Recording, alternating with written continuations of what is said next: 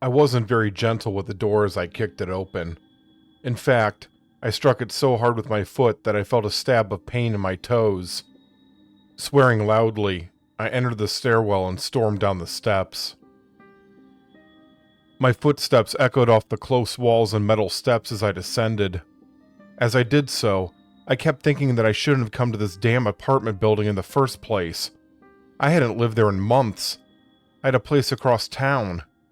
The only reason I was there was at the bidding of my wife. No, not wife, I corrected myself. Ex-wife. Even though that was an extremely new development, there was a huge difference there. No more trial separation. What a fucking joke name for a fucking joke idea. You're having trouble with your marriage? Let's see if distance helps with solving all the problems the two of you have. Communication? Nah. Counseling? Nope. What you need is fucking distance. When she had called earlier that day, I had thought that maybe, just maybe, Courtney had realized the separation was nonsense. We'd been together since freshman year of high school. We knew each other better than anyone else. It wasn't distance that our admittedly struggling marriage needed. What we needed was closeness and an open dialogue and just being with one another. That's all. We could get past our issues and get things back on track if we were in the same damn room together. Apparently the hope of reconciliation was an empty one. I had barely stepped through the apartment door before she was shoving divorce papers in my face. She had already signed them, her name written out in that perfect penmanship that she had always had. The relationship of a lifetime burned away with nothing more than a few strokes of a pen. To say that I hadn't been happy about it would have been an understatement. In that exact moment, I think I hated her, and anger had flowed out of me. I had yelled and ranted and raved, not really knowing what I was saying, but letting her have every ounce of venom that I had festering inside of me. She had simply stood there and took it. The calm expression on her face made my rage grow even stronger. I don't know how long it was that I screamed at her. It was quite a while, though, and by the time that I was done, I was soaked in sweat. Courtney had weathered the storm of my accusations and insults, and she had done so without a single word. Once I had finished, she had led me into the kitchen, sat me down at the table, and waited for me to sign the papers. She was so matter-of-fact about it. It was like everything that we had been through up to that point simply didn't matter. All that she wanted was to be done with the marriage, done with me, and done with the conversation. Yeah, well, she had gotten what she wanted. We were done. All that was left of our relationship were the various items and mementos in the box I was now carrying. The apartment building wasn't large, just 2 stories tall from the top floor to the ground level. I was about halfway down the stairs when the lights overhead began to flicker. What the building lacked in height, it more than made up for in age. It was easily the oldest structure on the block, and there were always issues with the power. Most of those issues weren't serious, but they were still annoying. I glanced up at the lights before continuing on. I had only gone down a few more steps when the bulbs of the stairs behind me went out completely.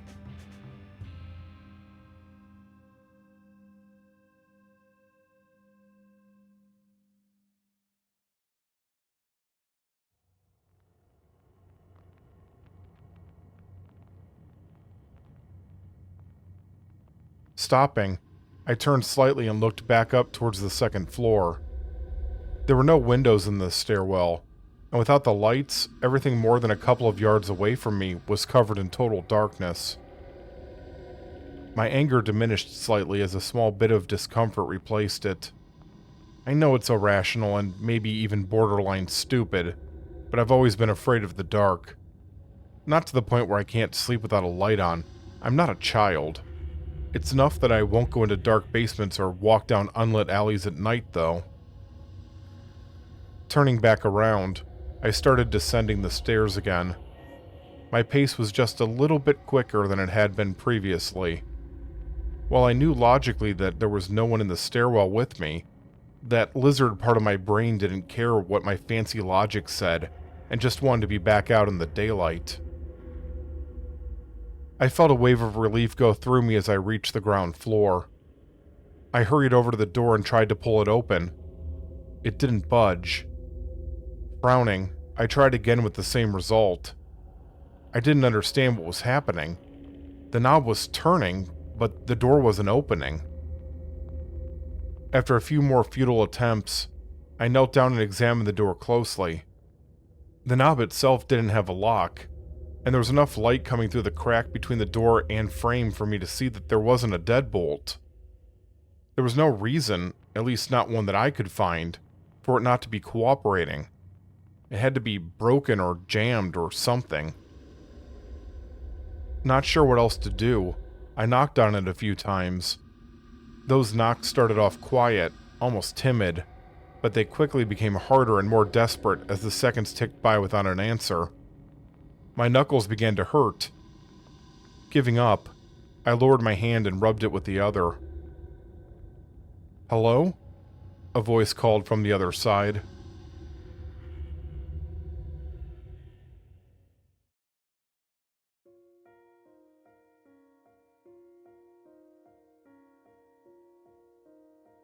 Despite myself, I jumped in surprise. I'd been completely convinced that no one could hear my pounding. I waited for my heart rate to return to something resembling normal before I answered. "Yes, I'm here," I said, leaning closer to the door. "Can you hear me?" "I can hear you," came the reply after a moment's hesitation. Even without seeing the speaker, I could tell that the voice belonged to a young girl. I had been hoping to get the attention of someone older and more likely to be able to help, but beggars can't be choosers. I got down on one knee so that my own voice would be closer to her level. "The door is stuck," I told the girl as calmly as I could. "Can you go get an adult to help me? Maybe your mommy or your daddy?" "My daddy isn't here anymore," she answered. "Mama says that he went to go live with his other family because he doesn't care about us." I blinked, not sure where to even begin with that. "I'm sorry. Could you go get your mama then? I really need to get out of here." Another hesitation. "I can't do that." "What? Why not? It doesn't have to be your mama. It can be any grown-up that can help." "I'm really sorry." I shook my head in frustration. "Come on, kid. Just go get an adult." "Nuh-uh. We can't open the door. A monster is in there." Before I could even process what she had just told me, I heard rapid footsteps as she ran away from the door and farther down the hallway. I started banging on the door again, yelling for her to come back. That yelling turned into pissed-off screaming. Nothing seemed to work, and by the time I stopped, my throat was slightly sore.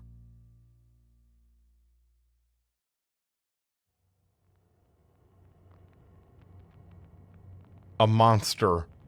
It's probably some bullshit her absentee mother told her to keep her out of the stairwell. What a fucking brat. I turned away from the door and looked up the stairs. If I couldn't get out this way, the only option was to go back up to the second floor and use the stairwell on the other side of the building.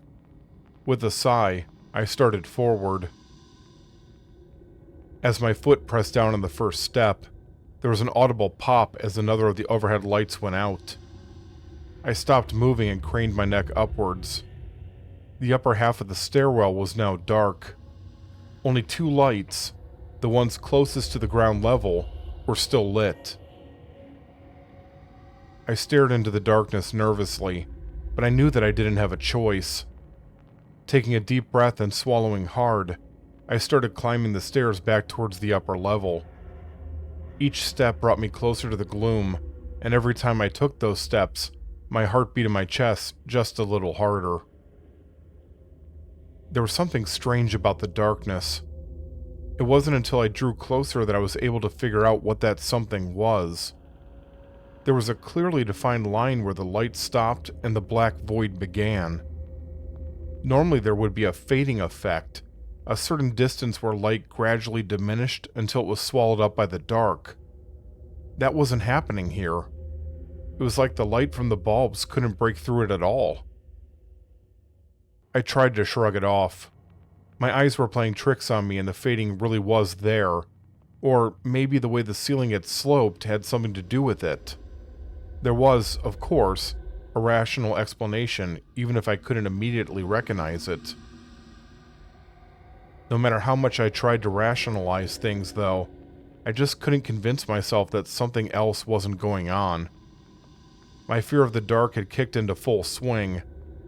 As I peered up the stairs, I was sure that I could see figures even blacker than their surroundings moving inside of the darkness. Without realizing I was doing so, I came to a halt and gripped the railing tightly. I couldn't force myself to continue on. Shaking my head, I practically ran down the stairs to the ground floor. I didn't care if I was acting like a frightened child. All that I cared about was getting further into the light and away from the dark. I set down the box I was carrying next to the door and leaned up against the wall. My heart was thudding violently against my chest, and I was breathing heavily. If things continued that way, I was going to have a heart attack. It was difficult, but I managed to get myself calmed down enough that I no longer felt lightheaded and the spots of my vision disappeared. I almost let out a yelp when I heard a thump from the upper level. It was the sound of the second-floor stairwell door opening. I had heard it countless times when I lived in the building. Now that familiar noise was scaring me half to death. I curled my hands into fists as I silently cursed myself for being such a coward. I waited for the person that had come into the stairwell to come down, but that didn't happen. I strained my ears as much as I could while listening intently. There was nothing. Apparently no one had actually come to the door. Maybe they had bumped into it while passing by, or maybe they had taken one look at how dark it was inside and said fuck no to that. So quiet that I wasn't sure I actually heard it. Something in the darkness moved.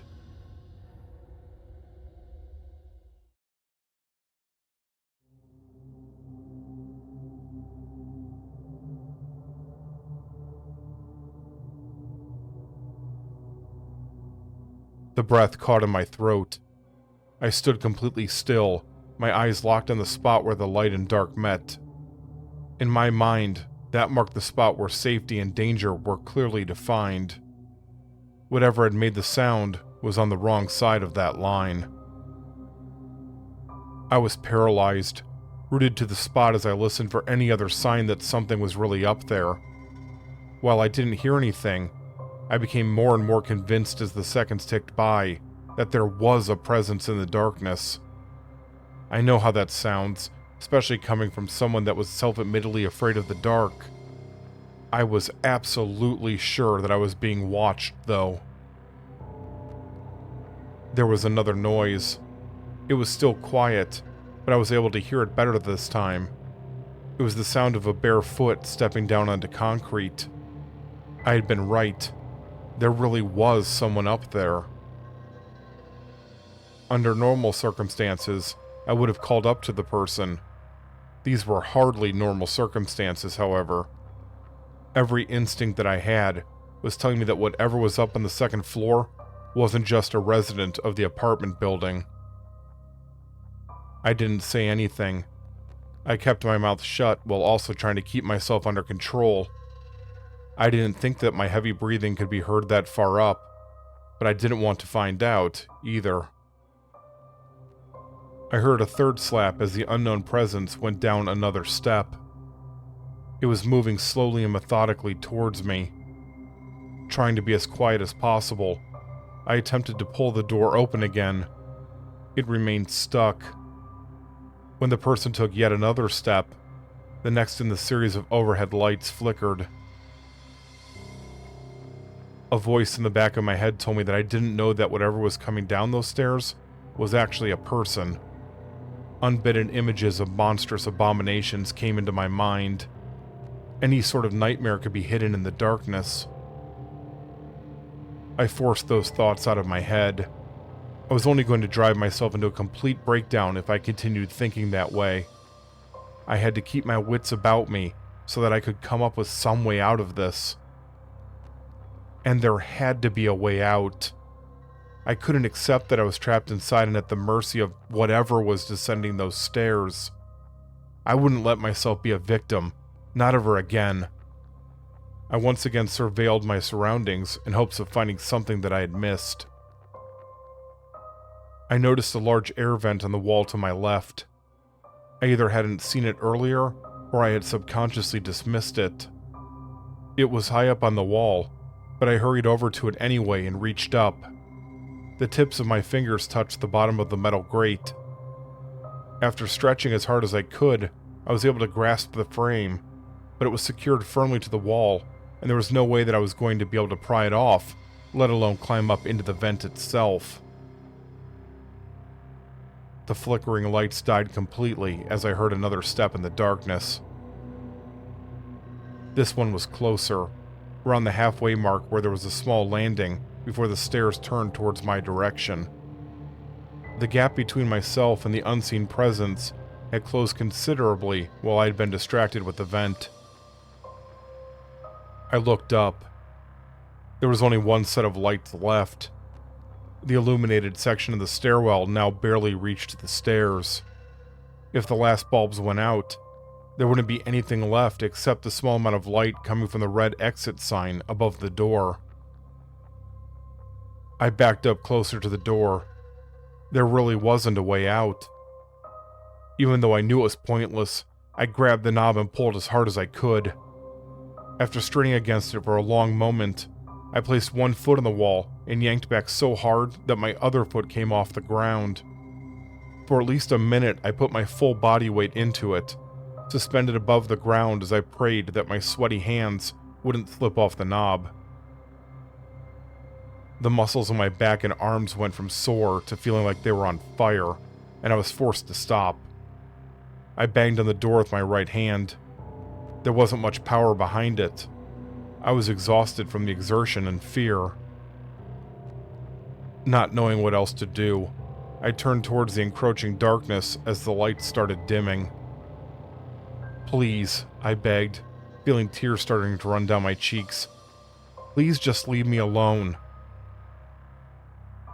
The last of the overhead lights went out.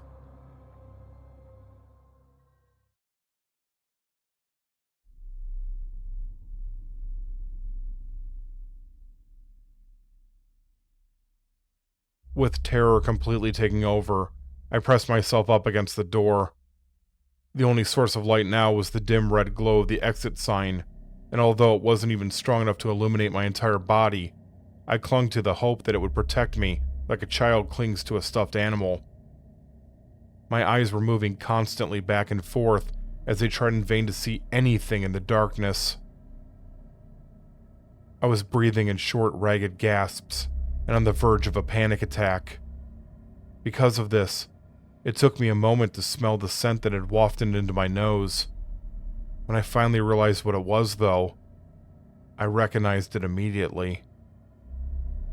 It was the smell of the shampoo that my wife used. I wouldn't have thought it was possible, but I became even more afraid. It wasn't possible that she was here. There was no fucking way.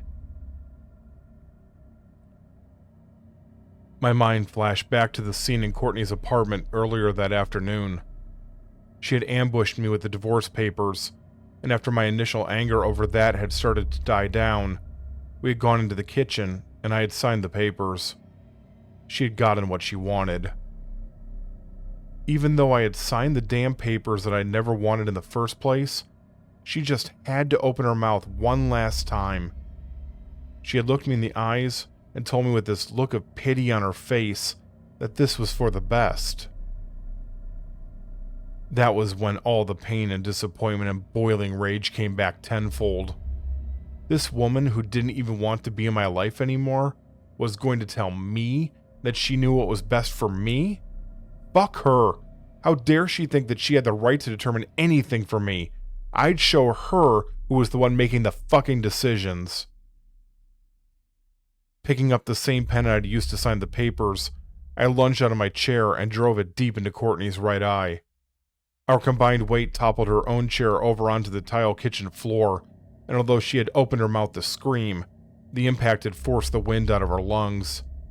Untangling myself, I had hurried over to a set of drawers and dug out a butcher knife. With the handle clenched tightly in my hand, I returned to Courtney. I'm not sure how long I stabbed her. I just kept plunging the knife into her body over and over again. Each time felt just as good as the first.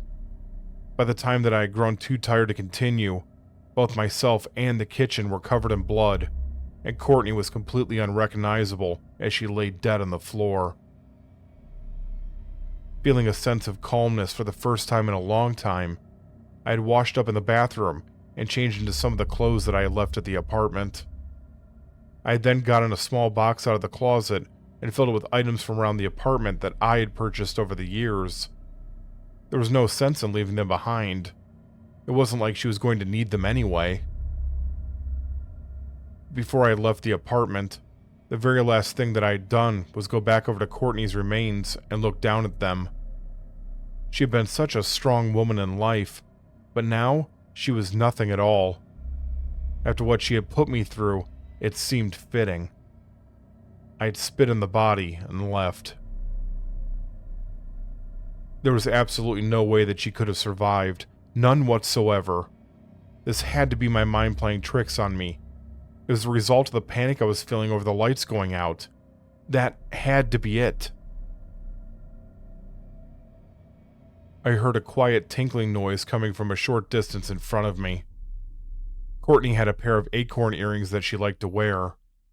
When she moved, the dangling halves of the acorns would strike each other, making a distinct jingle-like sound.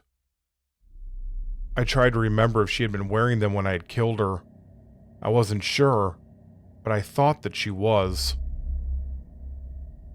Something moved in the darkness, and this time I could see it. I couldn't make out any details, but something even blacker than the shadows had shifted. My voice was caught in my throat. No matter how much I wanted to cry out and beg for this nightmarish creature to leave me alone, not a single word would come out.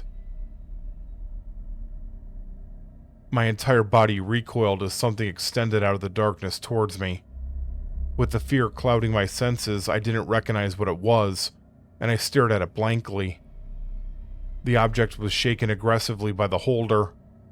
Scared of what would happen if I didn't figure out what was going on, I peered closer at it. It was a piece of paper. It was too dark for me to tell for sure, but it didn't look like there was any writing on it. The only thing on it was a long, thin line that went from one side of the paper to the other. "One more to sign," a soft and raspy voice said from within the darkness. Another object was extended to me, and I took it immediately. I dropped it just as quickly.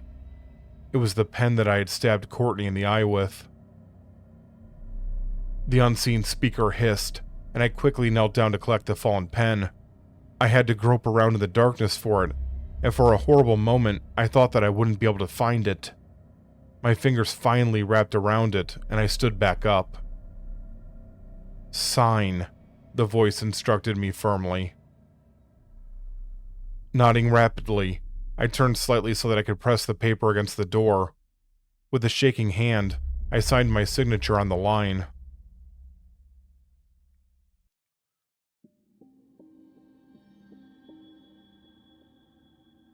All of the lights in the stairwell burst to life. I screamed in surprise, dropping the paper and pen in the process. Before the scream had fully escaped my lungs, I felt something slam into me. I stumbled a short distance before tripping and falling to the hard concrete floor. It was the door that had hit me. It pushed inward, and a man in a police uniform stepped into the stairwell. He looked around before his eyes fell on me. He hurried over to me and helped me back to my feet. "Are you all right, sir?" the officer asked. "We got a call that someone was stuck in here." I couldn't answer him. Thinking back on it, I think I was in shock. The ordeal I had just gone through had taken everything out of me, and all that I could do was break down and start sobbing. "It's going to be okay," the officer told me awkwardly. "Sir?" another man's voice interjected. Through my tears, I looked towards the voice. A second officer had come into the stairwell. He was younger than the first, and he was staring at the older man with a look of surprise on his face. His right hand was raised up. Pinched between his fingers was a piece of paper, the same paper that I had dropped. Written in blood, slightly distorted from the wrinkles in the paper, and above my clearly visible signature, were the words, "I killed my wife." "I told you there's a monster in there," a little girl said from out in the hallway.